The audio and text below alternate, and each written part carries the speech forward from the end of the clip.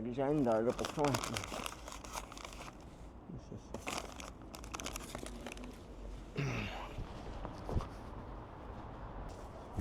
Oh, tšau, tere vana! Noh, juhal poiss, püksite köögist välja või? Tervist! Seda see on minu aeg. Sinu aeg või? Minu aeg, jaa. Ise endale, väike nutiminuk.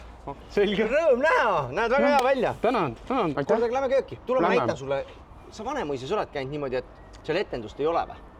Ammu ei ole. Võtan telefoni, lähme. Tule ma näitan sulle. Teeme väikse salaringkäigu. Lahe näha, jumalagi. Aplaus restoran on ju Vanemuise maja küljes ja Vanemuise restoran. Täna õhtul on meil siin üks etendus. Jaa, tule vaata. Mis etendusega tegu on? See on hea küsimus, ma ei tea ise ka. Palju sa ise üldse teatris käid? No ma ei mõtle, ärme nüüd räägi see kohvikus tööl. Ei, see ei lähe arvesse. No 6 üks kord ikka. Nii, mis viimane lemmiketendus oli? Läbi aegade üks lemmikuid. Putsiking. Putsiking. Jaa, see on kiht, väga kiht. Ma lähen detsembrisse vaatan. Kuule, aga miks ei ole õhtusöök ei toimu siin lava peal? Mega mõte. Raudselt teeme ära. Noh, see on palju ägedad. Päriselt, jumal hea mõte.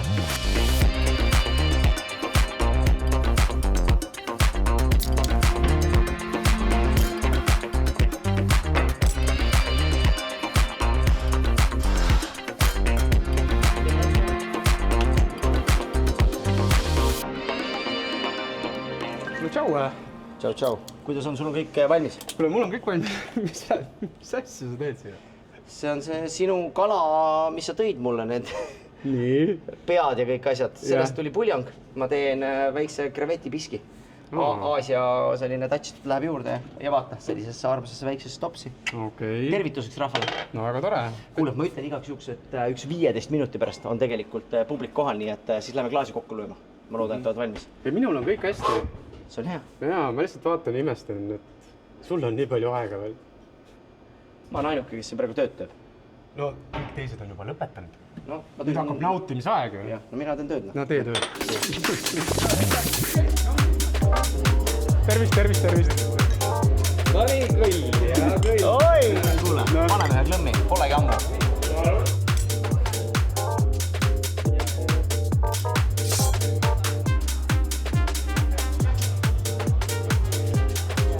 Väike tervitusamps ette. Ma saan niimoodi väljendada.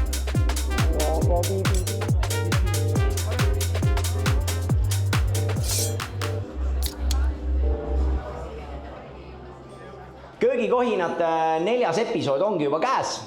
Külaliseks Rain Käärst, minu suur iidol ja ma ütlen ausalt, kõik, kes kuulavad või vaatavad seda saadet või on tulnud lausa siia Aplausi restorani koha peale, siis ma tahan öelda, et täna tuleb üks võimas saade, sest tegemist on tohutult olulise inimesega minu jaoks. Kui mina õppisin ja olin alles poisike ja proovisin seda kokanduse värki, siis oli mul ainult 2 meest, keda ma Eestis jälgisin ja üks nendest oli Rain Käärst. Ja ei möödunud ühte päeva ka, kui ma ei käinud Rain stuudio kodulehel vaatamaks, et mis tal nüüd menüüs on või mis ta nüüd teeb ja nii edasi. Aga ennem kui me alustame, ma tahaks tänada tõesti kõiki, kes te olete tulnud siia restorani seda episoodi kuulama ja kõigile teile, kes oma maitses või Delfis seda kuulate või vaatate, siis teile ka suured tänud. Aga alustame. Rain, tere tulemast Tartusse. Hea meel on näha sind. Ei, tead, tegelikult on Tartus on väga hea olla ja minu meelest Tartu on üks super koht. Ja ma nagu armusin uuesti Tartusse ära sellel sügisel, kui minu armas tütar, kes on täna siin ka, Rutta. Tütar! Jaa, et ta läks ülikooli õppima ja saad aru, see oli selline asi, et ühes küljest, jess, 1 teismeline vähem! Ja siis oli see, et aga tegelikult on nii kurb ju. Ja siis oli jälle, aga nii äge, nüüd saab Tartusse tulla jälle, nii et hästi palju erinevaid emotsioone, jaa. Ja mul on hea meel, et sa tegid talle täna ka paari vaba krediidi. Selle maksab ema kinni. Jumal täna. Ei no vaata ikka võrdsus on ju. No see on see lõhe ja tilliga, eks ole, see kampaania. Tegelikult peab igal pool see võrdsus. On ju? Ma ei ole tähele pannud, kas meil on niimoodi, et kui on lõhel, on kampaania on tillil ka või? Jaa. On ka? Aga tegelikult on till on kallim siis. Lõhe on soodushinnaga. Aga kui näiteks seakael on mingisuguses sooduses, mis siis paralleeli võib tuua? Kartul on kallim tavaliselt. Kartul on niikuinii kallis. On ju? Ikaldus jälle ju. Ma lihtsalt küsiks, mis siin Eestis üldse soodne? Soodne on see, mida teie sööte siin täna. Kas te teate, mida te sööte üldse eelroaks või? tulin oma sünnilinna, kus on jõgi, kus on Peipsi, kus on kalad, kõik värgid, särgid ja ma tõin teile kala, mis on püütud hoopis Läänemaalt. Ja sellega on sellest, see on minu kuidagi missioon. Igal kokal on mingi missioon, mida ta tahab nagu teistele õpetada või väärtustada toorainet. Ja mul on kuidagi tunne, et see haug. Et mul on üks äripartner, kellega, sellest me jõuame pärast rääkida. Kindlasti. Timo. Ja siis see kõlab nagu klišeen, aga Timo on kõva kalamees. Ja Timoga on see, et Timo õpetas mind püüdma või õigemini tema käest ma õppisin püüdma meriforelli ja siis oli niimoodi, et ma ütlesin, et lähme haugi ka püüdma, ja siis Timo ütles, et haug on nii mõttetu kala, ei kõlba süüa ega midagi. Ma ütlesin, et kurat, ära jama poiss, et haug on minust üks parimaid kalu. Ja see, mis te nüüd täna proovite, siis see ongi üks variatsioon, kuidas pärsket merehaugi on võimalik süüa nii-öelda nagu toores kala, et eestlased on põhiliselt harjunud sööma siis kas lõhet, forelli või siiga toorelt, aga tegelikult haug ja säinas, et meil on tegelikult väga palju väärtuslikku toorainet, mida me ei ole osanud hinnata. Ja eelkõige tänu sellele, et meil on spornik mingi 40-50 aastat. Aga see haug on, selle esmaspäeval ma käisin merel ja ma läksingi, vaatasin ilma ja võtsin 2 sõpra kaasa, et saaks vähemalt nii palju haugi püüda, et saaks seda süüa. Kuna haugil on päevalimiit 5 kala näkku, siis ma võtsin sõbrad kaasa. Ma pärast võin sulle jagada neid videosi ka tõestamaks, et ma päriselt käisin kala. Ja teate, kui palju on Vormsi ümbruses tegelikult kala. Et see müüt, et Eestis kala ei ole, ei saa püüda, et kala ei ole. See on täiesti... See ongi müüt. See ongi müüt, sellepärast, et meil tavaliselt püügipäev, kuna ma tegelen ka kalakiidinduse ja selle ärivaldkonnaga natukene. Pärast võid reklaami teha, ära muretsi. Ei, pärast räägime sellest, see on oma, et see on väga hea. Väga hea. See suund, et sa võib-olla õpid midagi minu käest. Selleks me teeme. Ma võib-olla annan sulle mõne idee, mida sa tulevikus saab kasutada. Aga põhimõtteliselt püügipäevad meil kuskil suurusjärgus 100 haugi käib tavaliselt paadist läbi. Kui on kepppäev, siis 20. Aga me teeme alati catch and release'i. Aga see tähendab siis püüa ja vabasta. Ja ainult nii palju, kui söögiks läheb, nii palju jätame paati. Ja see on nüüd niimoodi, et kui tavaliselt ma olen haugi teinud tartarina, siis nüüd ongi siuke Jaapani mõjutustega nagu tataki. Ma ise ka õppisin selle sõna ära alles hiljuti.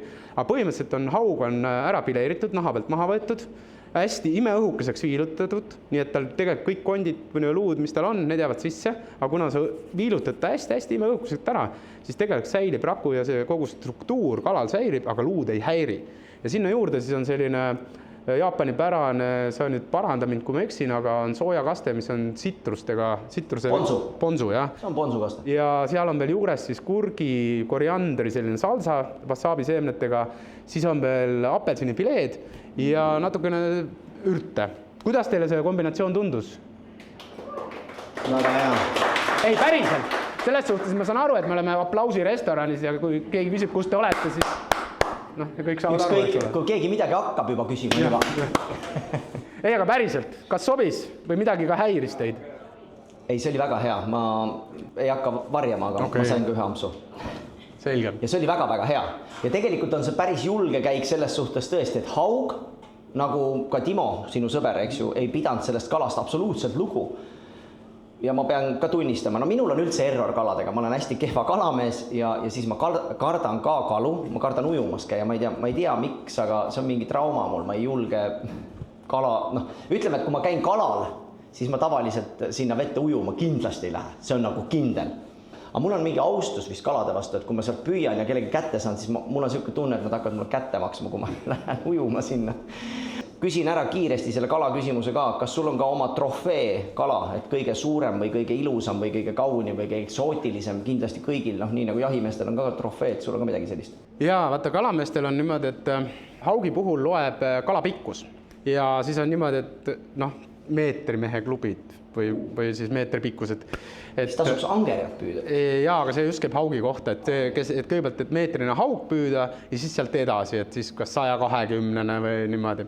Et see on sellist suurt haugi on tegelikult, ütleme, merest täna on päris keeruline tabada. Ma tean, et Saaremaa juures ja seal on niimoodi rohkem sellist suuremat, aga seal, kus mina Vormsi ümbruses ja Haapsalu lahel, kus ma püüdmas käin, siis seal on siuke keskmine on 55-60 centimeetrit haug. Aga söömise puhul on minu meelest kõige ideaalsem on kuskil ongi siuke 55-60 centimeetrit, siuke 1,5, maks 2, et tegelikult sellise 2-kilosed suuremad kalad me laseme tagasi, et neid me söögiks ei võta. Aga kui me räägime meetrisest kalast, siis mis ta siis on 4-5 kilo? oleneb, kuidas ta on toitunud, ta võib olla sul näiteks 6-kilone, aga ta võib olla ka sul vabalt 8 kuni 9 kilo. Et see, selles suhtes see ongi nagu meetrit või pikkust mõõta on nagu parem, aga kõik sellised suured kalad tuleks nagu tagasi lasta ja viisakas oleks, et nad on tegelikult väga hea geneetiline baas. Et kui nad on nii kaua juba vastu pidanud, siis sealt areneb korralikud järglasi. Sa ei müü mulle seda ideed maha, kui ma saan suure kala, ma löön talle kohe haamriga pähe, sest ma tahan pärast võib-olla ujuma minna. Mina kardan minna, kui seal on mingi 6-kilone. See on ju ohtlik. No see on jah, need on niisugused head järvekalad, nii et ma käin meres ujumas tavaliselt. See on suur ja lai. Ja, mina käin basseinis. Kuule, aga räägime. Raim, sa oled kokaametit pidanud mitu aastat? Ametlikult ma olen nii-öelda palgal 96 aastast on mul siis tööraamat. Aga tegelikult, kui saamise loost rääkida, need on kõik niisugused lood, vaata, mis sulle pärast räägitakse, kui sa oled suuremaks kasvanud, et vaat lapsepõlves oli niimoodi, et kas see nüüd tõsi on või mitte, ma ei tea, aga igal juhul legendina on ta väga ilus. Et kui 3-aastane olin, siis ema sõbrannad käisid külas ja vaatasid, niisugune ilus, ma eeldan, et ilus blond poiss on ja et kelleks sina tahad saada. See oli siis ikkagi mitukümmend aastat tagasi ja siis eeldatav või oodatav vastus oli see, et kosmonaut või miilits või siis ma ütlesin, ma tahan kokaks saada. Ja siis nagu nad eriti rohkem ei julgenudki nagu midagi küsida, et siis vaikselt nagu küsiti ema käest, et on tal muidu kõik hästi või, et Aga jaa, et mind on nagu söögi tegemine on kogu aeg huvitanud lapsepõlvest saati juba ja ma olen vahest mõelnud, et kus see trauma pärit on siis heas mõttes. Ja ma arvan, et see on tulnud vanaisast. Minu emapoolne vanaisa tegi kodus ainult süüa.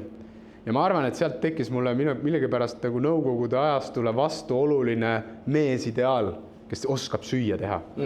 Ja ma vaatasin, et see on väga äge mees, ta oli muidugi circa 2-meetrine kena härra, et selles suhtes, et võib-olla ma oli mida vaadata, et ma mõtlesin, ma siis olen ka, aga näed, jäin lühikeseks.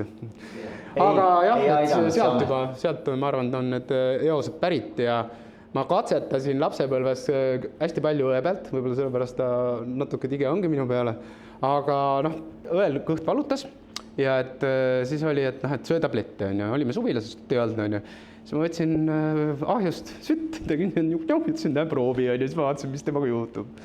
Ja siis oli teine episood oli see, kuidas ta tahtis teada, mis on kohvi on ja ma mõtlesin, et aga mis siis ikka on ja et ma vaatasin kohvijoad, aga veskite näinud kuskilt, aga ma siis teadnud, kuidas päriselt kohvi tegema käin, ma mõtlesin, närid neid ja jood vett peale. Pärast oli väga pahane. Ja ma andsin noad, ütlesin närid. Ja siis ma vaatasin, mis juhtuma hakkab temaga. Ja keevat vett palast? Ei, ikka õnneks ikkagi sellist jahtunud vett. Ja siis muud vigased omlettidega, hästi palju katsetasin nagu. Et panin ketšupit omletti sisse, sai punast omletti ja niisugused asjad. Tõeline meistrimees. Kas sinul oli ka omal ajal, kui see kokaks said, oli sul keegi eeskuju ka, et järgisid, vaatasid? Tead, eks ma vaatasin samuti neid esmaseid telesaateid ja see oli telekokk Jäts. Oli juba siis, kui mina olin siis gümnaasiumi lõpus, siis ta juba hakkas tegema. Siis ma vaatasin, et päris äge on. Aga ma ei oskagi, kui sa niimoodi küsid, et mingi ideaale, vaata, see oli see aeg, kus nagu Eestis veel ei olnud tekkinud oma neid kokkasi. Oli mingid legendid, oli Marju Täht, ma ei tea, kas sa üldse tead sellist asja, Õie kindlasti tead. Marju Täht ja siis oli legendaarne restoran, oli Kolga mõisas, kus siis need kuldkettidega vennad käisid söömas. Ja seal pakuti siis igasuguseid tailihasi ja ma ei tea, mis igas eksootilisi krokodillilihasi ja see oli hästi kuum koht. Vau, tollel ajal krokodilliliha? Ja see oli Kolgas, see on minu Kuusalust veel ütleme 15 kilomeetrit edasi, oli siuke hästi kuum koht.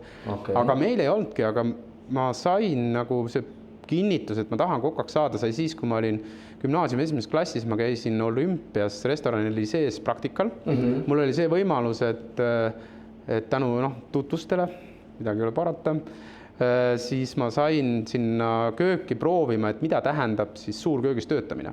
Ja siis ma olin nagu müüdud, siis ma teadsin, et ma tahan. Ma 2 suve käisin seal nagu praktikal töötamas kooli kõrvalt ja siis viimase suve lõpus siis olid siuksed legendaarsed tegelased nagu Tauri Sumberg ja Andres Liinat, võib-olla vanem generatsioon kindlasti teab.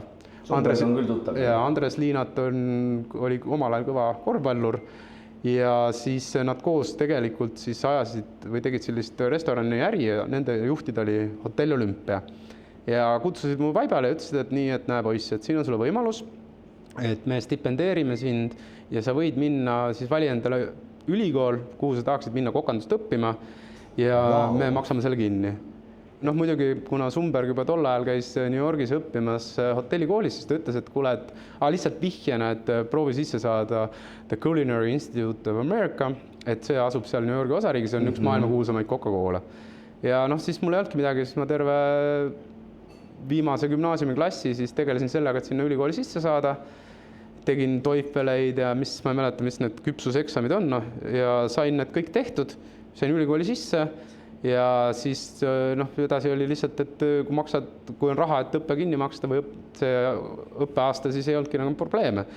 Ja siis noh, võib-olla näitena seda, et seal koolis üks õppeaasta maksis siis 97. aastal oli see maksis $50,000. Wow. Et see oli umbes sama, mis maksis siis tol ajal Harvard. See oli üks aasta. Ja mitu aastat sa pidid olema? 1,5 aastat oli õppe. Ja õppe oli siis selles suhtes teistsugune, kui on Eestis.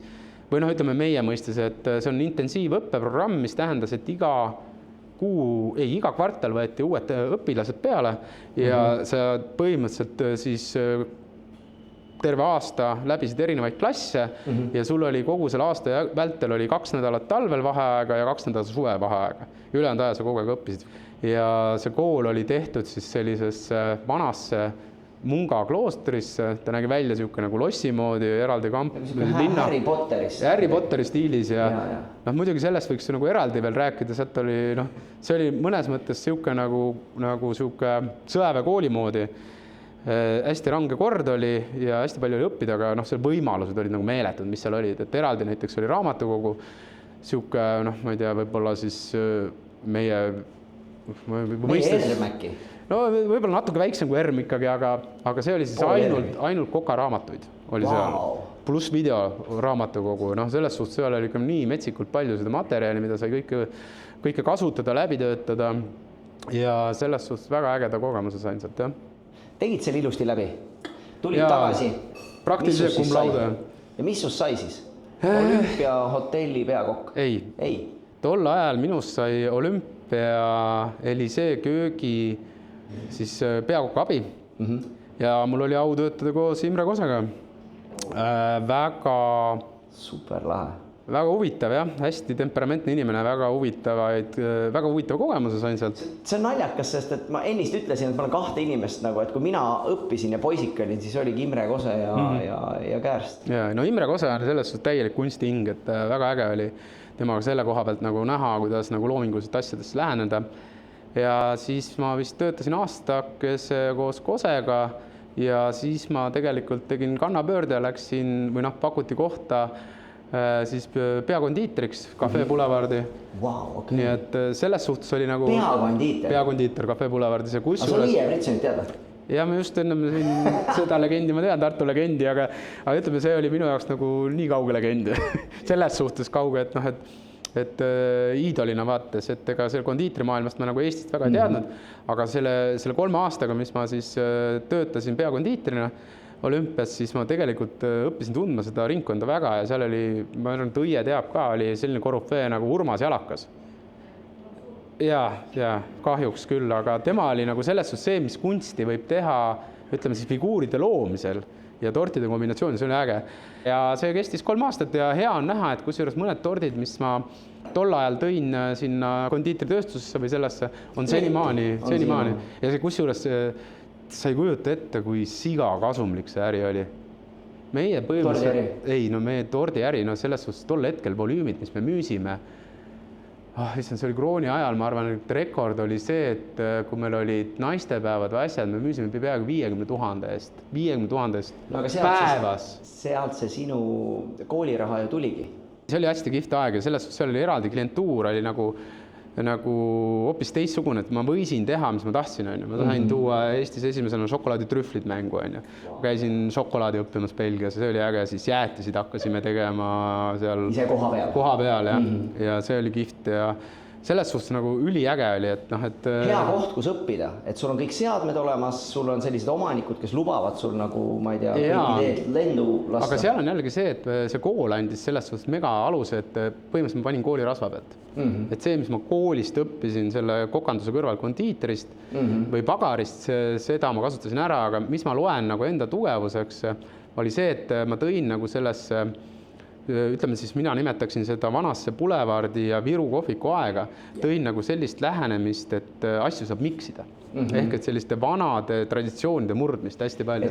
Võtsid klassikud ja keerasid, et natuke ja, no mul oli muidugi see, et ma arvan, et jälle õied mäletab äkki, oli ees, noh, nii-öelda, kes oli enne mind, oli Maik Vaal. Ja Maik Vaal tõi sellist nagu, ütleme, tootmise liinidesse hästi palju uut, et sügavkülma tootmist alustas, kuna temal oli saksa taust. Ja väga palju näiteks need tordid, mis olid tol ajal seal müügil, olid saksa tegelikult niisuguse tugeva mõjutustega, Schwarzwald, Belgia, see Kohupiima šokolaaditort ja niisugused asjad. Väga lahe. Sa käisid õppimas Ameerikas, siis sa olid olümpias ja sealt edasi, kuidas sul? Vaata, seal ongi nagu huvitav, kui ma nüüd analüüsin iseennast nagu järgi.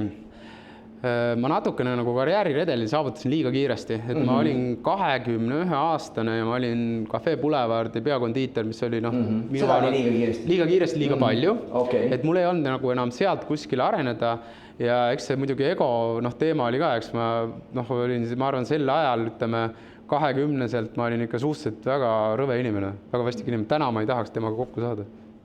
See on jumala hea ausus, päriselt ka. Mina sain 22-aastased avasin esimese restorani, ma arvan, et kui me olime kaks täiesti ebameeldivad inimesed. Usun küll, jah. Ära üldse muretse. Et tegelikult neid lugusid nüüd telesaadete tegemisest ja siuksed tagantjärgi, ma olin nii kuradi staar, et tõesti, mis sul viga on? Need on kõik õudne. Teate, täna on palju normaalsem. Jaa. Kui sa ei oleks saanud kokaks, kes sa täna oleks?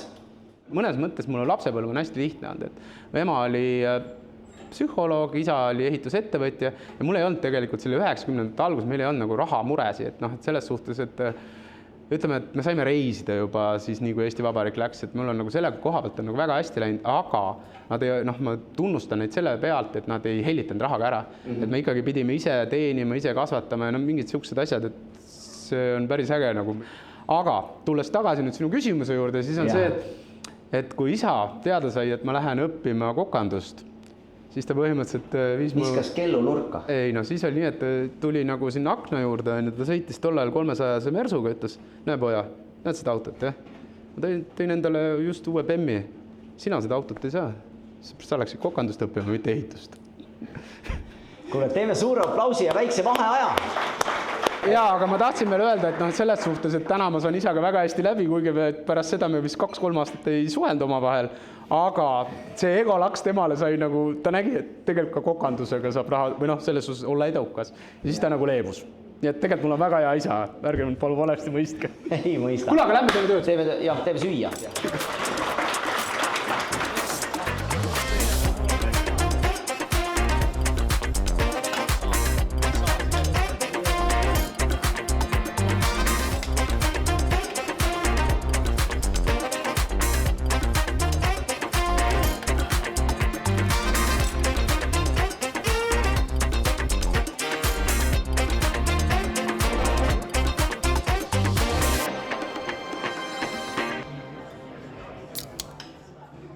Kuradi geniaalne roog. Ma ei tea, mis teie arvate? Põletatud arbuus, mõnus õuna, juurselleri kreem ja pikalt küpsetatud seakülg. No mega asi tegelikult. Vaata, see on jällegi see, et kuna minu kirg on grillimine barbecue, see ka seal 97-8 aastal, kui ma koolis õppisin, siis ma nagu puutusin esimest korda sellega kokku. See on jälle omaette lugu. Ja siis ma sain aru, et kurat, see on üks nii ägedalt mehelik. Saad aru, leek, liha, värgid, sörgid. Ja seal on tavaliselt mehed on sellised habemikkud. Ja siis on tatokad ja suured ja õllekõhud. Aga sealt mul tuli see kirg ja tänu sellele kirele ma olen saanud maailmas hästi-hästi palju reisida erinevatest kontinentidest tänu sellele, et ma kuulun Barbecue Symphony võistkonda ja me oleme üle maailma käinud võistlemas erinevates grillvõistluses, barbecue võistlusel, meil on läinud hästi. Kõige parem 2002 aasta San Diego maailma Eesti võistluste teine koht. No kuule, maailmas. ja kes võitis, ameeriklased või? Ei, šveitslased võtsid. Šveitslased, mis nad tegid juustu või? Ei, vaata, see oli ka nagu hästi huvitav oli see näha, kuidas selles maailmas toimus siis niimoodi, ütleme, kohandumine. Et aastal 2000 oli hästi populaarne, oli Euroopa poolt tulnud see liikumine, barbecue liikumine ja selle hindamissüsteemid ja ameeriklased nägid, tundsid raha lõhna ja adopteerisid selle ja arendasid välja korraliku sellise süsteemi, milleks täna nimetatakse Kansas City Barbecue Society ja tema on siis see, kes on välja töötanud hindamissüsteemid ja sealt alates on kasutatud tegelikult KCBC reeglistikku, nii et meil napilt saime veel eurooplastena kätte sellest vanast süsteemist. Ja tänaseks on see tegelikult kõik muutunud, on 4 kategooriat hästi reglementeeritud, aga tollal oli see, et sa võisid teha, mis tahad, peas grilli peal. Okay. Nii et siis mängis see siuke fine dining või siuke nagu rolli ja šveitslased oli, neil oli palju raha, nad said peenemat toorainet kasutada lihtsalt. Absoluutselt. Ja seepärast nad võitsid. Aga fine dining, see tähendas ikkagi taldriku peale serveerimist või on ikkagi, vaata, ma olen ka käinud mõnel barbecue võistlusel, aga siin Eestis, siis mind natukene häiris see, et alati sa pead mingi karbi sisse või mingi nagu ühekordse nõu peal tuli saata. Ja see ongi pime hindamine, tegelikult selle ameeriklaste süsteemi põhimõte ongi see, et võimalikult adekvaatselt hinnata seda lihatükki. Et sul ei oleks segavaid faktoreid, kui ilus see alustaldrik ja need asjad on, vaid sul ongi liha. Nii nagu seal tehti. Seda ei tohi olla. Aga siis, kui oli see 2002 aasta veel šveitslased või Euroopa valitses barbecue maailma, siis oli lubatud taldrikud, igasugused asjad, lauakohtunikud ja vaat siis oli see, tegelikult mis andis punkt on see, kuidas sa rahvaga mängid ja meil oli jazz oli seal võistkonnas ja saad aru, siis käis siuke möll ja niuke elu käis, muidugi nad tundsid ennast hästi, andsid punkt. Siis vaat, pane natuke rohkem punkte ja niimoodi ei tea ikka mõjutada. Aga täna on see reglementeeritud ja ühesõnaga. Kas täna on siis igavam? Oled sa nagu meeldis sulle see, mis vanem oli rohkem? Ei, tegelikult ei. Selles suhtes, et täna on ta võistlus ise on lihtsamaks, on lihtsam võistkonnale, kuna tegelikult see treening ja kõik see on nii kulukas. Näiteks meie tellime tegelikult USA-st oma liha kord aastas, millega me teeme trenne ja seal on keskmiselt maksab see kuskil, ütleme seal mingi 50 kuni 70 euri pluss käive on kilo. Me tellime sealt 7-kilosed tükid ja sealt me tegelikult lõikame 900 grammi võistlustükki. Ja tegelikult sa näed, kui siis selle 900 hind tuleb mingi 400 euri, et see on suhteliselt kallis võistlus. Aga selleks, et seal on mängus püsida kõrgel, sul peab olema maailma tipptasemel tooraine. Aga sellega seoses, et ühesõnaga on hästi palju maailmas saanud reisida, siis see tegelikult kombinatsioon pärineb Louisianast. Selle ka barbecue on hästi tuntud ja see minu meelest seesama see tegelikult mitte põletatud, vaid kompresseeritud või vakumeeritud arbuus. Tekstuur muutub natukene, kui ta ära vakumeerida korraks. Ta tõmbab seda tüümenit ja maitset sisse ja seal peal on mõnus eestlaslikult rasvane sea külg. Mida sa veel tahad? See arbuus annab nagu ülimõnusa siukse kombinatsiooni, mille peale nagu siin Põhjamaal ei tulekski. Esiteks, kus sa arbuusi saad? Terži. Arbuusi muidugi praegu saab. Kuule, Train, aga lemmik tooraine? Tead, sellist lemmiktoorainet ühest ei olegi olemas minu jaoks, et see muutub ajas. Okei, aga kui sa satud üksikule saarele ja sul on ainult üks asi, mille sa saad kaasa võtta, mis sa võtad? Noa. Okei, aus. Lemmiktoit? Tead, see on nii raske küsimus. Ma küsin teistmoodi. Sa oled 2 nädalat olnud Aasias, sa tuled koju tagasi esimene toit. Eeringas keedukartuli hapukoorega. Okei, väga täpselt. Hommikusöök, muna või puder? Muna. Vein või õlu? Oleneb päevast. Tantralaager või tatrapuder? Tantralaager. Mis maitse kirjeldab sind inimesena? Ühepaja toit. Hea vastus. Lemmikrestoran Eestis? Tead, mulle meeldivad väga see käekiri, mida teeb Tõnis Siigur. No tal on seal vist 5, mis seal siis? Jaa, aga ütleme see, kui minna sinna peakoga poole noa. Et kus sa näed nagu teda ennast toimetamas. Et kunagi, kui ta tegi ka nagu, siis ma talt küsisin, et erinevaid restorani, kui ta avas selle, mis see tuljak on, ja ta oli mõlemas restoranis peakoks, ma küsin, et kas sa nagu reaalselt ka nagu oled suuteline seda nagu delegeerima ja majandama, et sa tead, et Eesti inimene on see, et käib söömas, ta ei ole millegagi rahul, siis ütleb, näed, Tõnist ei olnud täna tuljakus, sellepärast oligi kehv toit, Et see on nagu hästi huvitav fenomen, mida ma olen täheldanud, et siis ma küsisin ka, et kui nagu inimesed tahavad sinu sööki, siis nad tegelikult reaalselt saavadki ainult sellest ühest kohast ja sellepärast see Noa restoran, kus ta ise nagu toimetab, see on see koht, mis mulle meeldib. Üks toiduaine või tooraine, mis sul alati on kodus külmkapis? Ruta, kuule, mis meil on alati külmkapis? Muna, jah? muna ja tomat. Kuule, Rain, lähme siis tõsiseks. Kuidas sul äri läheb? Mis restoranis sa täna igapäevaselt toimetad? Tänasel hetkel ma toimetan söögikohas nimega Restoran Fork, nimes on restoran olemas, aga tegemist on päevasöögikohaga, mis asub Veerini kvartalis Tallinnas ja ta pakub kella 8-st kella 3-ni siis natukene peenemas keskkonnas sööklatoitu. Ühesõnaga bistroo tüüpi söögikoht ja päevasöök sellepärast, et kui nüüd väga kehvasti läheb ja peab ise pliidi taga olema, siis 8-3-ni on see täitsa mõeldav esmaspäevast reedeni, aga mitte 24/7.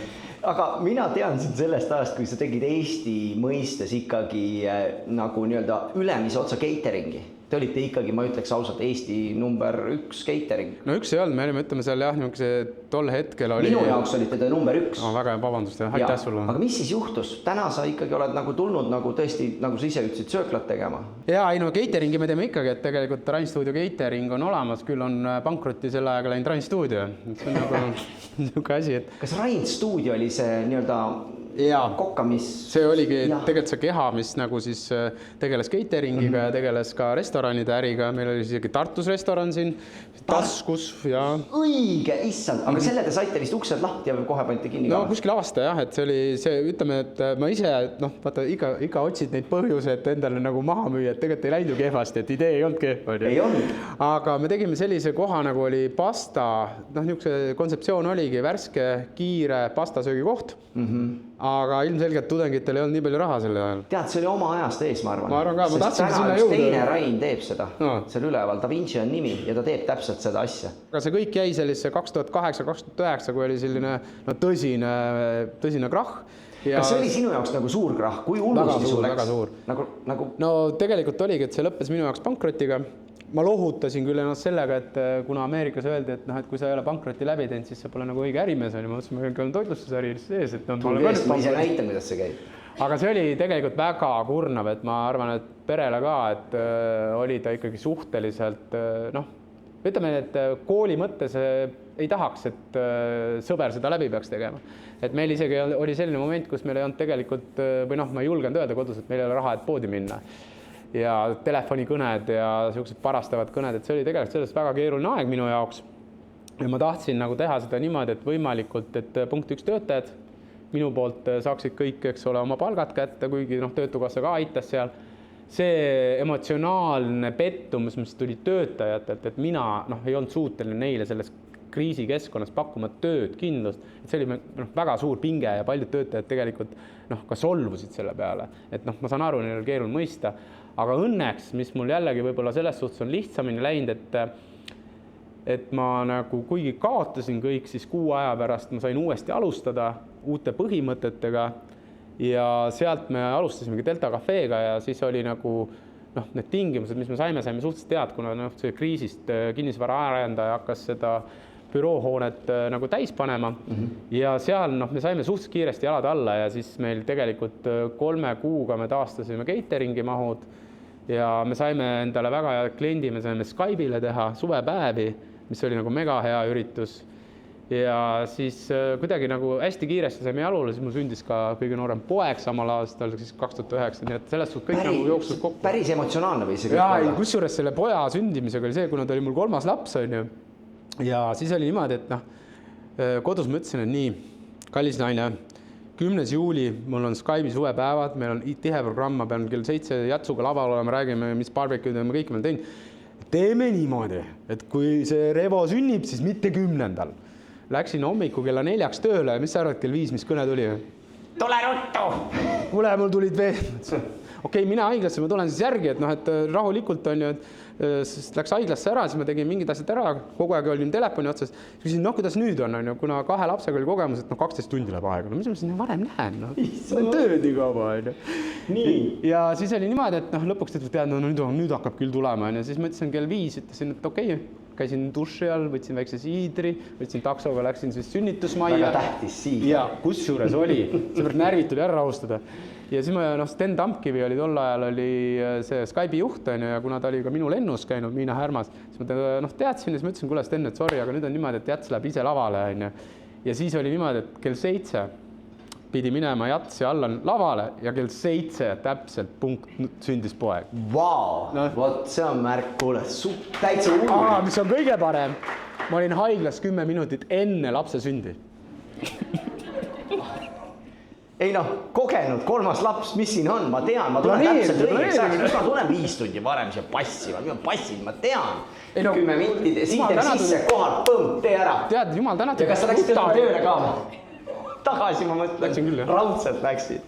Issand, mega lugu. Aga selles suhtes, et tulla nüüd juurde, et sellega, et kuidas läheb nagu, et... Ja, kuidas täna läheb? Täna on ka ju kriis tegelikult, võib öelda natukene, et ei ole nagu siuke meelakkumine, et klientide hordid ja nuksed, aga ja nii edasi. Ei, no kindlasti ütleme, vaata see sama COVID, mis meil on olnud, et kui meil käis enne COVIDit, oli niimoodi, et selles suhtes see Veerini kvartal on minu jaoks üks ägedamaid projekte. Kusjuures jõle hästi on öelnud Aivar Kuusmaa, tal on ka paar sellist pubi, no midagi ei ole teha.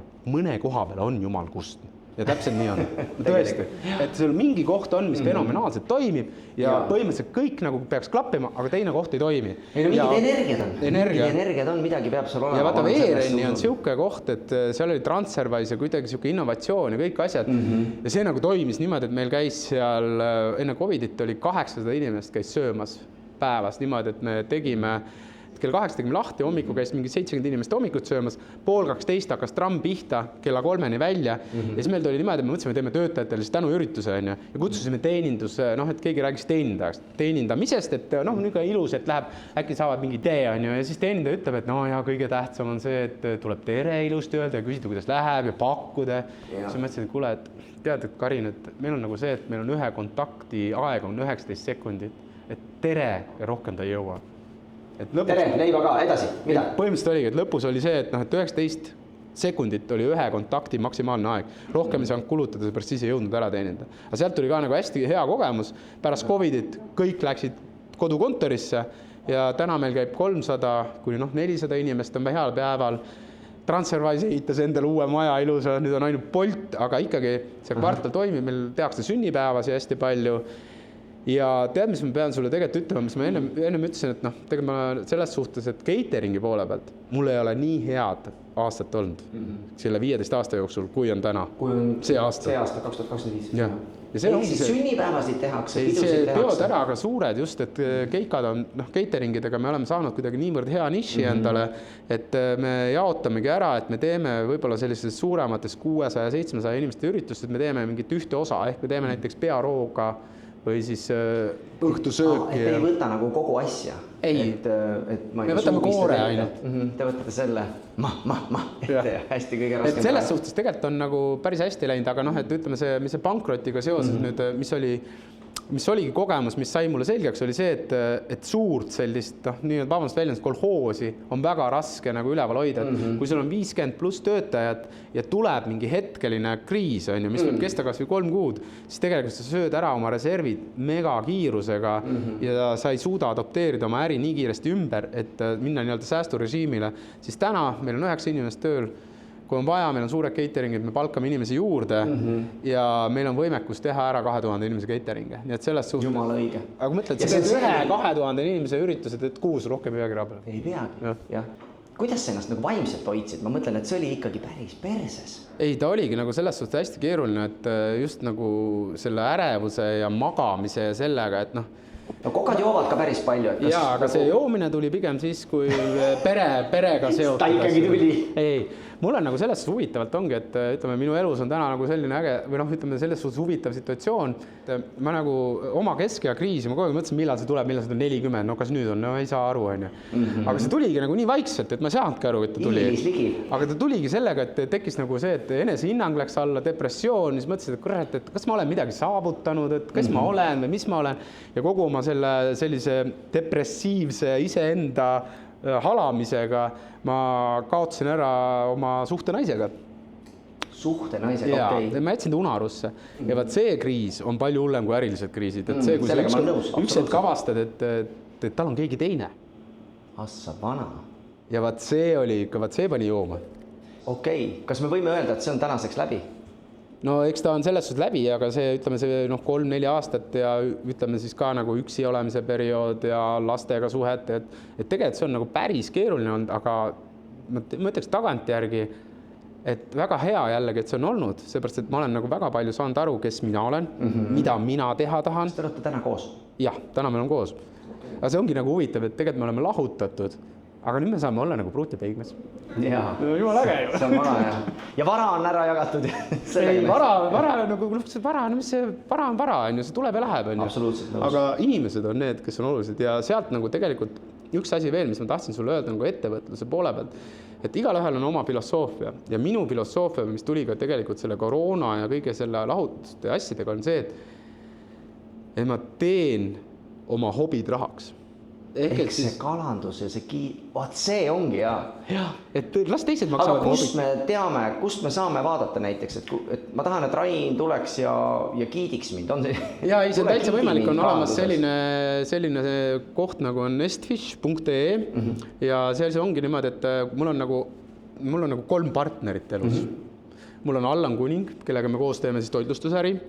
Siis mul on Timo Tiinse, kellega koos teeme kalandusäri, ehk siis Timo on üliäge kalagiid ja meil on nagu ära jaotatud, et erakliente teeb Timo, aga juriidilist ehk siis ettevõtetele, need me paneme koos kokku, meil on eraldi ettevõtte selleks ja me põhimõtteliselt sisustamegi ettevõtte siis sellise kas koolituspäeva või siis töötajate päeva, kuni 40 inimest oleme täna suutelised viima koos kalagiidide ja kalapaatidega merele. Meil on 3 inimest paadis, kus on personaalne teenindus, siis on söömised, et meil on nagu erinevad moodulid, hästi huvitav äri. Hoopis teistsugune. Ja see on su hobi tegelikult täna, see ei ole su töö. Ei, see on hobi, mis toob raha sisse. See on väga lahe asi. Ja siis 3. on siis seda, mida me koos Kärdiga, ehk siis selle sama, kellega me oleme lahutanud, kellega me täna oleme koos, siis temaga me teeme nagu teistsugust sellist kodust, ütleme siis metsa ja niisuguste looduslähedaste emotsioonidega seotud teenuseid pakub. Kas see võib olla natukene mingi spirituaalne? Ta ei ole otse spirituaalne, vaid pigem selle põhimõte on see, et seal on see koht, kus me võtame nagu selle väga kohaliku tooraine, metsas korjatud annid, et paneme neid asju kokku, teeme seda näiteks sinna matkal või merel või hülgevaatus või saare peal, et selline loome neid evente või siis sündmusi ja samuti siis oma kodus teeme kuni 20, et seal Kuusalus on, ja mul on köök, mis on 52 ruutu, terrassid uksed lahti teha 70 ruutu, et see on unistuste kodu. Kuule, teeme selle aususe eest ühe suure aplausi ja lähme sinuga. Lähme teeme magustajad.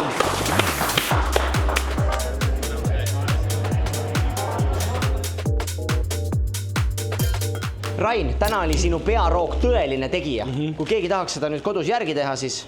Väga lihtne, võtad sea külg, paneme niimoodi ta siia sisse, et kamar jääb peale, pala peale piim. Piim, see on piim. Aga miks piim läheb liha peale? Piimas laseme tal seista nüüd 6 tundi, see piim teeb pehmemaks, siis pool piimast minema, maitseained juurde, näiteks kas või soolpipar, mis on kõigil meil kodus olemas, kui ei, natuke sinepiseemne, tüümenid, Worcesteri kasted, põhimõtteliselt maitsene riiulist paremalt vasakule ja siis alt vasakult paremale. Ja ahju. Ja ahju. Ja 12 tundi, 110 kraadi ja küpseb ilusti ära. Ütlen ausalt, päriselt proovige seda, see võiks olla sel jõulul, tegelikult iga eestlase jõuluroog. Ja samamoodi pange sinna arbuus juurde, kui vaakumisse ei saa panna, tehke lihtsalt arbuusist niisugused ilusad tükid, laske tüümeni oliiviõliga natukene seista ja super kombinatsioon, päriselt proovige. Head isu!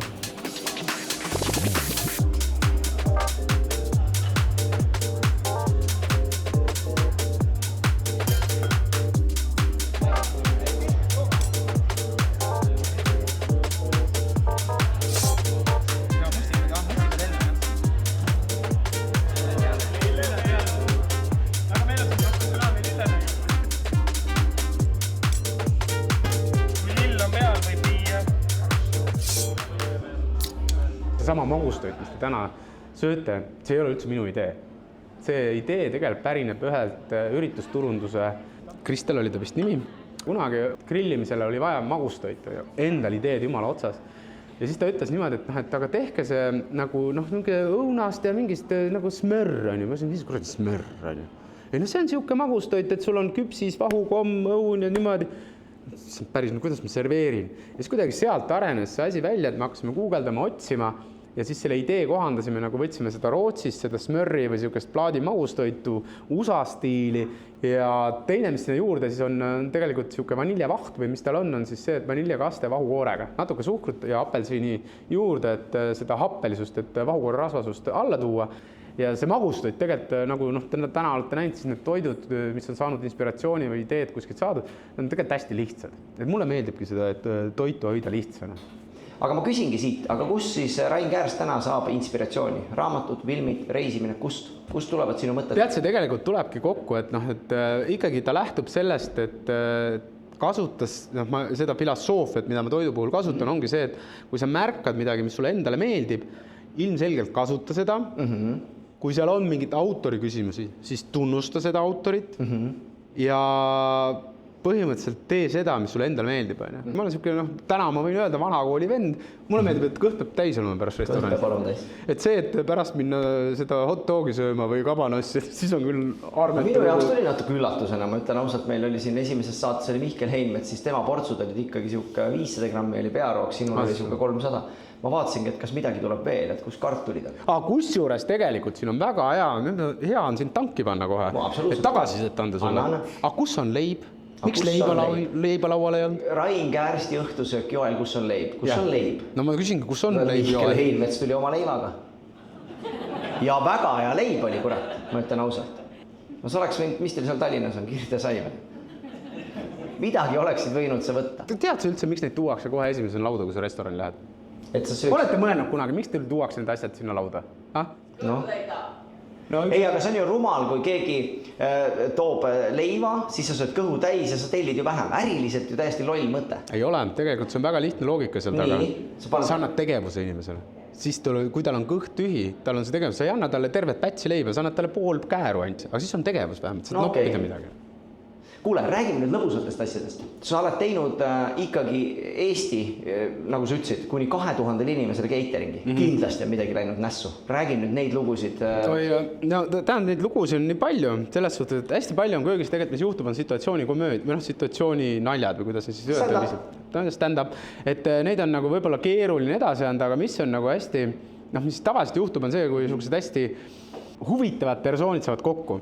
Ja see oli, ma mäletan Elisees, see oli siis palju aastaid tagasi ja seal toimus, ma arvan, et see oli vist Lions klubi õhtusöök.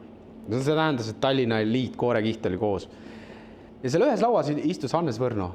No me kõik teame, eks ole, need sketšid Kreisi raadiost. Ja kujutad ette, see noor Hannes Võrno istub. Ta oli üks sellest organiseerijatest, ta oli Imre Kosega ilusti kõik detailidena paika pannud, siis läheb pearoog. Ja siis on kõik niimoodi vaatavad, imetavad hästi ilus. Siis järsku Võrno ütleb, kuule Imre, too ketšupit ka palun. Ja seda aru, see Kose nägu oli köögis. Aga tõi ketšupit või? Ei toonud, seda aru, ta oli nii solvunud. Et tegelikult seal ketšupiga on nagu kaks lugu. Üks lugu on see, et mitte Võrnoga, Võrnoga on teine lugu. Esimene lugu on see, et kunagi, kui Tartu Ülikoolis ema töötas ja siis nad tegid hästi palju erinevaid koostööprojekte, tehakse siin on ju, see oli 90ndate algus ja rootslastega. Ja seal oli siis kokku pandud niimoodi, et mingid niisugused poolenisti väliseestlased. Üks tuli niimoodi siis hästi šarmantne naisterahvas, ma arvan, ta oli siis tol hetkel 40-50, või niisugune daam, tõsine daam. Ja siis oli isa oli endale jälle saanud uue auto. Siis oli kehvemad ajad, mingi vana Volvo, mis oli 340 või 300, tol hetkel 92 aastat päris äge auto. See oli nii uhke ise, et õõrub ja siuke ja kõike. Ja siis Rootsi proua tuleb, et meil Rootsis sõidavad traktoritega ainult talumehed.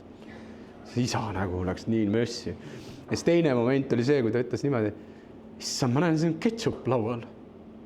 Meil Rootsis on ainult neegrite toit. Vabandust, musta toit, selles suhtes. Et need olid niisugused aspektid. Ja siis teine lugu oli Hannes Võrnoga, tema rääkis mulle väga hea loo, kuidas tema võõrutas oma poisid ketšupi söömisest. Ta oli nad võtnud kaasa jahile Lõuna-Afrikasse või kuskile, ja siis vahepeatus oli see, et ma mäletas, kus see oli, aga põhiliselt austrid olid mängus. Nii, ja siis ta andis poistele, õpetas austri söömist, kõik ilusti panid, tegid seal Rockefelli austrid, kõik ilusti njau. ja siis ta ütles, et ma ei tea, vist üks poistest tahtis ketšupit ka. Ma ütlesin, no palun. See nägu, mis sealt poisil tuli, on ju. Pärast seda enam ketšupit ei söödud. Vaat, ma ei tea, siuke lugu näiteks. Ma ei tea, kui lõbus ta nüüd oli, aga... ketšupi lood on alati head. Mina olen kuulnud lihtsalt, et ei ole halba toitu vähe ketšupit. Ja köögikeel on muidugi üks maailma kõige roppemaid keeli. Seda ma tean. Aga miks üldse kokad ropendavad? Ma ei tea, ma arvan, et see on närvidest ja sellest pingest. Kas sa oled lugenud Antoni Bourdaini raamatut? Jaa. Kusjuures Anton Bourdainiga me oleme samas koolis käinud. Sealt raamatust tuleb ka päris kenasti välja. Seal on see, et osas nippe ei tohi rääkida, et mida saab veel täna süütumad nipid. Näiteks? No näiteks on see, et kuidas vett vahustada. Jah, see on jõhkram lugu. Aga tegelikult saab ju. Ei, väga hästi saab, lihtsalt tuleb vispel, tuleb ennem sala ja seebiga kokku teha. Ja läheb ilusti vahtu. Aga jällegi praktikantidele, tütarlastest praktikantidele tuleb anda ikkagi hästi kuiv vispel. Jah, hästi kuiv vispel. Aga võib-olla teil on midagi, mida te tahate küsida? See oli tegelikult minu küsimus, aga sa võtad kõik mu küsimused kurat ära. Me oleme alati teinud saalist ka ikkagi 3 küsimust. Käed püsti, kes tahab küsida midagi? Nii, üks käsi on seal pikalt püsti. Ma tahtsin küsida, kes on lemmik kokk maailmas, või Eestis on, kes ma mõtlesin ümber, kes maailmas lemmik? Ma ei tea ta nime, aga ma kunagi vaatasin Netflixis oli sari, kus erinevate maailmade sellised silmapaistvad peakokad tegid. Ja seal üks oli Brasiiliast, oli siuke kokk, kes siis tegi süüa looduses, lõkke peal, siuke hästi rustikaalselt. Ja võt see kõnetas mind, et see on midagi sellist, mida ma tahaksin ise järgi teha mingi pundi klientidega. See ongi, ma saan aru, see on privaatne, see on eksklusiivne, aga see oleks üliäge. Ja mul on, ma tean, mis saare peale ma saan need inimesed viia siin Eestis, kus on kõik see olemas, et sellise ambianssi ja luua. Et see ongi see, et kui ma enne ütlesin nagu see looduskärdiga, et neid asju teha, et see ongi see koht, et kui palju saab tegelikult nagu seda Eesti loodust ja ütleme siis enda kontakte inimese ära heas mõttes kasutada, et luua midagi sellist, et mis ongi nagu vau, et inimestel jääb meelde. Tegelikult meie toiduäri ongi emotsiooniäri, et näiteks kui te mõtlete, et miks nagu inimesed üldse restoranis käivad, siis nad tegelikult ei käi niivõrd, need on mingid uuringud USA-s tehtud, on ju. Hästi hea, kauge maa, keegi ei viitsi uurida ka niikuinii. Aga on tehtud uuringuid ja inimeste esimene see vajadus, miks käia restoranis, on olla märgatud. Huvitav, eestlased on siis päris sarnast tegelikult ameeriklastele, sest eestlased on ka edevad. Aga vaata, nad on kõik inimesed. Ikka. Väikeste variatsioonidega. Kas Rain Käärst on täna õnnelik? Täna hetkel praegu, jaa, väga. Ma olen aru saanud, miks ma olen õnnelik. Õnnelik ma olen sellepärast, et mind ümbritsevad väga ägedad inimesed. Minu pere, minu lähedased sõbrad, minu head tuttavad. Ja ma tegelikult teen ju seda, mis mulle meeldib. Ma saan teha neid asju, mis mulle meeldib. Kalal käia. Et ma ei pea nagu mõtlema, et kas ma nagu et töö vahele saan seda, vaid see ongi osa nagu töö. Et küsimus ei olegi nii palju, et palju mul pangakontor raha on. See on niikuinii tuleb ja läheb ja saab hakkama ja selles suhtes alati on variante ja ma nagu ei muretse nagu selle pärast, et lõpuks on see, et ju mida rohkem ma teenin, siis tegelikult lähevad mänguasjad kallimaks. Aga see põhimõte, kuidas see mänguasi töötab, jääb ikka samaks. Et et kas siis on seda kõike vaja? Pigem ma tahan endaga kaasa võtta emotsioonid oma lastega, oma lähedastega ja ma olen sinna ma olen nõus investeerima. See on väga ilus. See on väga ilus ja tahaksin lõpetada, aga ma ei lõpeta. Ma küsin ikkagi veel. Mis kell see viimane buss läheb Tartu? Sul on hotellituba? On või? Jaa. Ma tahtsin tegelikult küsida, vaata, kokkade töö on hästi pingeline, et kuidas sina nagu pingeid maandad? Tegelikult on see, et ma jällegi pean suured tänusõnad ütlema Kärdile, kuna tema on hästi liikuv, aktiivne, sportlik, siis sealt annab hästi palju inspiratsiooni, et teha trenni, liigutada. Käisin just siin septembri alguses käisime Bordeaux veinimaratoni. Väga äge asi, soovitan. See on mul nimekirjas, ma tahan sinna minna. Iga 2 kilomeetri tagant saab veini proovida. Kas sa finisisse jõudsid? Jaa, jõudsin. Napilt, 6,5 tundi on nagu ametliku aega, aga ma tegin koos Kärdiga 6:48, aga see ei olegi tähtis, et vaata seal öeldakse, et seal maratonis, et kui sa lähed aega jooksma, siis sa ilmselgelt ei ole juhendit lugenud. Et see on nagu üliäge siuke möll, mis käib, et seal on nagu esiteks on see, et seal iga aasta on teema ja sa nagu võimalus on siis selle teema kohaselt siis nagu karneval, panna riidesse ennast. Nii, aga mis selle aasta teema oli? Meri, okei. Väga äge. Täiesti sinu teema? Absoluutselt. Nii? olid Haugi kostüümis? No peaaegu. Ma olin Merineitsi saatja. Merineitsi oli Kärt Meri. Et selles suhtes, et tead, kui kodus on korras, siis tegelikult pole vahet, mis töö juures toimub. Päris ausalt. Mulle meeldib see mõte. Et see pere ja see kodusoojus või see su lähedane, kes sind ootab, et see on minu jaoks nagu olulised, et ma olen aru saanud, et ma ei ole selline üksik hunt. Me oleme samamoodi, ütleme see, ütleme toidumaailmas tegelikult, ma saan aru ka, et see kõrvalt hüppamine, nii-öelda abielus kõrvalt hüppet tegema, see on nagu ülilihtne. Ma ei ole ka olnud kunagi ideaalne abigaasa, ma olen tegelikult väga palju olnud kõrvalsuhteid ka abielu vältel. Selles suhtes nagu millest muidugi proua ei teadnud, seepärast, et ilgelt hea on ju öelda. Ei, me oleme nagu selles suhtes kõike nagu toonud lauda ära rääkinud ja võib-olla selle tõttu on ka, ütleme, olnud see uuesti alustamise aeg nagu pikem, aga mis on olnud vajalik. Jah, jõle äge on möllata ringi ja ma ei tea, sädistada ühega, teisega, aga tegelikult lõppkokkuvõttes sa ikkagi tahad ühte, kellega koos lihtsalt tunda mõnu elust, et ikkagi ma olen karjaloom, ma ei ole üksik hunt. Sa ütlesid ennem väga ilusti tegelikult, et me rääkisime ennem sinuga oma vahel. Sa ütlesid, et kurat, et ikka oma vigadest tuleb õppida. Yeah. Aga siit võiks võtta kaasa kõik ühe mõtte ja tegelikult Raini vigadest õppida, et ei pea sahmerdama ja kädistama kõike seda tegelikult tegema, et lõpp sa ütled ikkagi, et vaata, et nüüd sa oled õnnelik. Miks siis seda vahepealset paska üldse vaja? Sellega on ju väga lihtne, kui sa kogu aeg oleksid õnnelik. Aga kus sa siis tead lõpuks, et sa oled õnnelik? Kui sa seda jama ei ole? Võiks olla õnnetu. Aga õnnetu saab muidugi lihtsamalt ka olla, et ei pea siis nagu täiesti põhjas ära käima. Ma arvan, et tegelikult oleks hea korra põhjas ära käia, selleks, et aru saada, millised väärtused tegelikult sinule olulised on. Ma igaks juhuks nüüd ütlen kõigile teistele, et ikkagi ma ei taha, et keegi võtaksid kaasa selle, et ilmtingimata peaks lahutuse läbi elama ja siis uuesti... Ei, seda ei. See tähendab nii ekstreemseks ei pea minema. Aga mis minule töötab ongi, et lihtsad, mõnusad, saavutatavad eesmärgid ja need toimivad ja tegelikult elu ongi lihtne, nii nagu tänane menüü tegelikult ilgelt lihtne ja midagi keerulist ei ole. Ja nii ongi, elu ongi lihtne. Teeme suure aplausi nüüd Rainile selle aususe eest ja selle mõnusa podcasti eest. Ära mine kaugele, ma unustasin ühe asja. See on kingitus, mille ma pidin sulle andma. Väike kingitus ka sulle. Kemossi saad minna shoppama, siin on kinkekaart. Alati on ju vaja, ma ei tea, kas uusi nõusid või teravad. Sina, sul on kindlasti olemas need käärid, ma mõtlesin kala, et kõhtu lahti lõigata ja nii edasi. Ja Eesti kõige parem kohvi. No väga hea, superbandiit ja miks, kuule väga tuttav poiss on siin peal.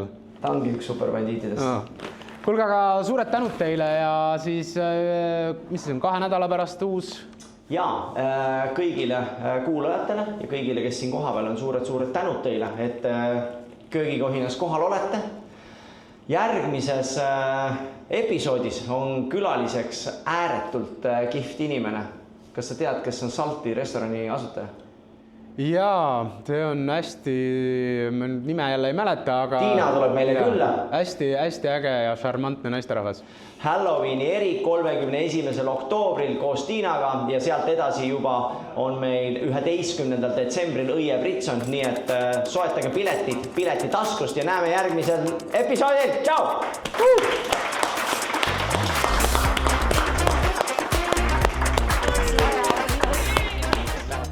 Saade sai läbi ja taiga.